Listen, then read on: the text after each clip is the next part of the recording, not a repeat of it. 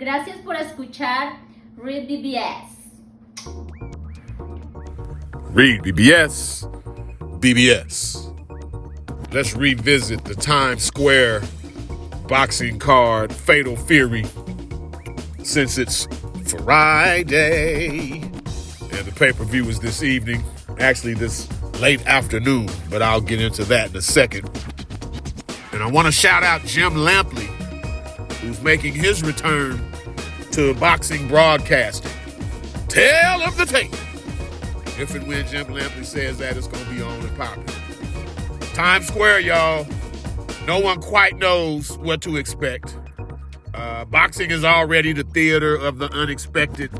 Doesn't get more unexpected than placing a boxing ring outdoors in the world's largest cross-section of people, Times Square, Manhattan, New York. And what better fighter to headline an event as such than the Rye guy, KingRy, RyanGarcia. I had a little fun with the Battle of Tank Davis's Sons video earlier this week. But brace yourselves, buckle your seatbelts for the official Times Square Fatal Fury prediction video. Rollies. Ryan versus Rollies. Rollies is clinging to the 8-year-old sparring footage because that's his only shot here. And to be fair, it ain't like Rolly and the Rye guy are vastly different fighters than they were then. Just look at the footage. They're not that different now. Ryan still foolishly and incorrectly tries to employ the shoulder roll. His head is still stationary, sitting on a fucking platter, waiting for incoming shots. And the left hook from hell is still the Rye guy's bread and butter. Not much has changed. Rollies, he has to stick to the sparring script. That's his only shot here. He needs to roughhouse. He needs to work his way inside of Ryan's length because Ryan can't fight on the inside for shit. And Rollies, he is the stronger man. He's the stronger man here.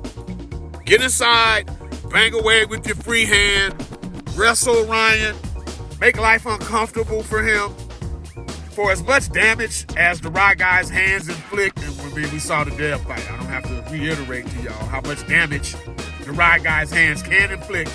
For all that, he's a finesse fighter at the core. He's a finesse fighter. He doesn't want the ugly grappling match. He doesn't want his hair tussle, you know what I'm saying? Not only do I expect Rollies to do this, I expect him to have early success doing this.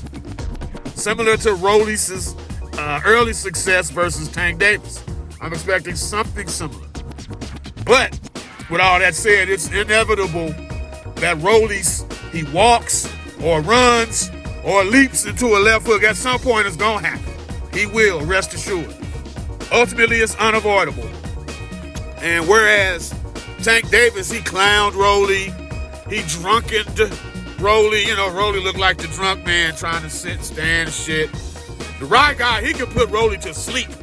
He can put him to sleep. I'm talking NyQuil, pillows, smelling salts, snoring, all of that, to sleep. And the Rye guy will act and perform accordingly. Give me Ryan by a 5th or 6th round stoppage in a fun fight worthy of a main event as such. Times Square status. DevinHaney, Jose Ramirez. Everyone is preoccupied with how Dev will look post-Rye guy beatdown, and that's understandable.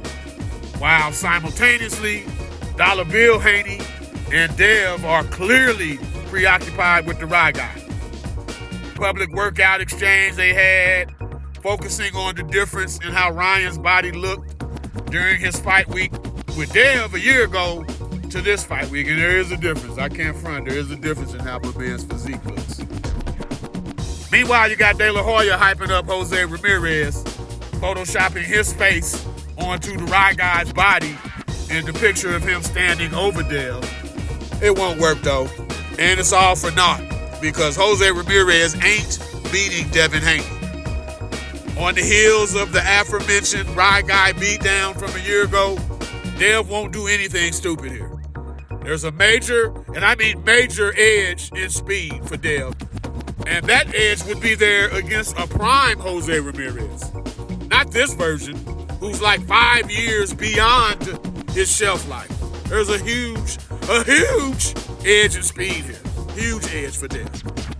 Accordingly, I like Dev by a very wide UD. Maybe even a very late stoppage, a corner stoppage or something. This is a past prime Jose Ramirez. And simply put, he is tailor-made for DevinHaney. Which brings me to the co-main event, the co-main event. Teofimo effing Lopez versus Arnold Barboza. And is it me, or did Teo slap some civility into Barboza? My man was being confrontational as fuck every time he got around Teofimo until the slap at the California leg of the press tour, that is. And we all saw how easily Teofimo connected in that moment. Connected and disengaged quicker than Barboza could even react. Barboza saw it and felt it too, best believe. Teofimo, he's at his best, meaning force with force. So if you want to bring aggression to Fimo, great. He'll sit back, let you, and he'll pick your ass apart, a la the Richard Comey fight. But if Barboza is smart, he will force Fimo to lead. Fimo ain't as good when he has to think. He's better at reacting to your emotion than he is at plotting or planning or chasing you or setting traps. He's not as good at that, as we've seen. I'm not quite sure what strategy Barboza employs tonight or this afternoon, but I like Fimo either way. He'll stop Barboza if the pre-fight aggression resurfaces, or Fimo will tame Barboza early to mid and then coast to a wide UD a la the Josh Taylor fight. All in all, it's an excellent card. I am intrigued by the idea of Times Square as a quote-unquote venue.